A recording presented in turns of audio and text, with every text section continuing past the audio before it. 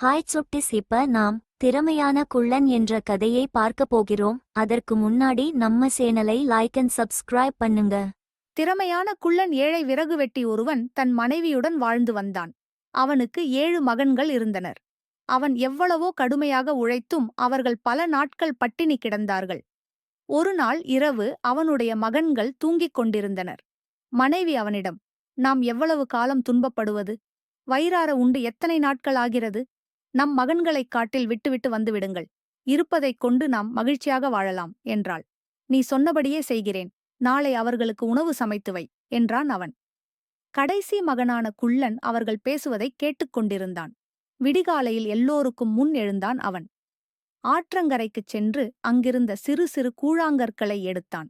சட்டைப்பை நிறைய அவற்றை போட்டுக்கொண்டான். வீடு திரும்பினான் அவன்.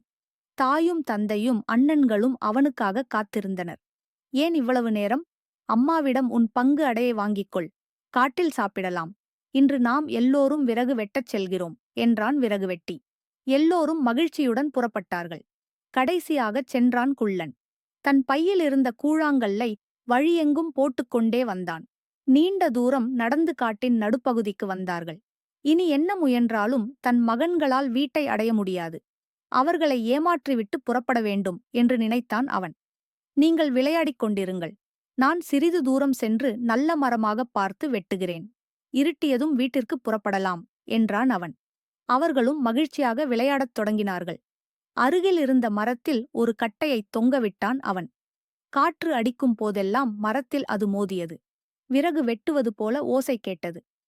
மகன்களுக்குத் தெரியாமல் வீடு வந்து சேர்ந்தான் அவன். அவர்கள் நீண்ட நேரம் விளையாடிக் கொண்டிருந்தார்கள். இருட்டத் தொடங்கியது. தந்தையை அழைத்துக் கொண்டு வீட்டிற்குச் செல்வோம் என்றான் மூத்தவன். எல்லோரும் விறகு வெட்டும் ஓசை கேட்ட இடத்திற்கு வந்தனர். ஐயோ, அப்பாவைக் காணோமே! இந்த காட்டிலிருந்து எப்படி வீட்டுக்குச் செல்வது? கொடிய விலங்குகள் நம்மை கொன்றுவிடுமே, என்ன செய்வது?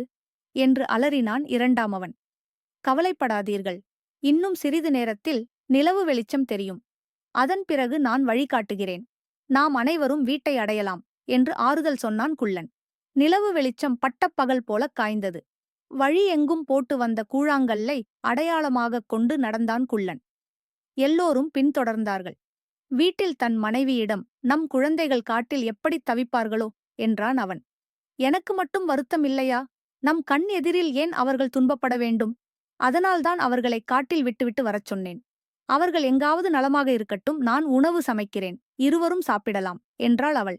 நள்ளிரவு நேரம் இருவரும் சாப்பிட அமர்ந்தனர். கதவு தட்டும் ஓசை கேட்டது. இந்த நேரத்தில் யார்? கதவைத் திற என்றான் அவன். கதவைத் திறந்தாள் அவள். தன் மகன்களைக் கண்ட அவளுக்கு மகிழ்ச்சி தாங்கவில்லை. சமைத்து வைத்திருந்த உணவை அவர்களுக்கு பரிமாறினாள். சாப்பாடு முடிந்தது. நடந்து வந்த களைப்பால் அவர்கள் தூங்கத் தொடங்கினார்கள். விறகு வெட்டிக்கும் அவன் மனைவிக்கும் சாப்பிட உணவில்லை. நம் மகன்கள் வந்துவிட்டார்களே, இப்பொழுது என்ன செய்வது என்று கேட்டான் அவன். நிலவு வெளிச்சத்தில் வழி கண்டுபிடித்து வந்துவிட்டார்கள். அமாவாசையன்று மீண்டும் அவர்களை அழைத்துச் செல்லுங்கள். இன்னும் அதிக தூரம் சென்று விட்டுவிட்டு வாருங்கள். அவர்களால் திரும்ப முடியாது என்றாள் அவள். அமாவாசை வந்தது. விடிகாலையில் தன் மகன்களை எழுப்பினாள் அவள். காட்டிற்கு விறகு வெட்டச் செல்லும் அப்பாவுடன் நீங்களும் செல்லுங்கள். மதிய உணவிற்காக ஆளுக்கு 2 அடை சுட்டு வைத்து இருக்கிறேன் என்றாள் அவள். குள்ளனுக்கு என்ன நடக்கப் போகிறது என்பது புரிந்தது. கூழாங்கல்லை பொறுக்கி வர நேரமில்லை. என்ன செய்வது என்று குழம்பினான் அவன். நேரமாகிவிட்டது, புறப்படுங்கள் என்று அவசரப்படுத்தினான் விறகு வெட்டி.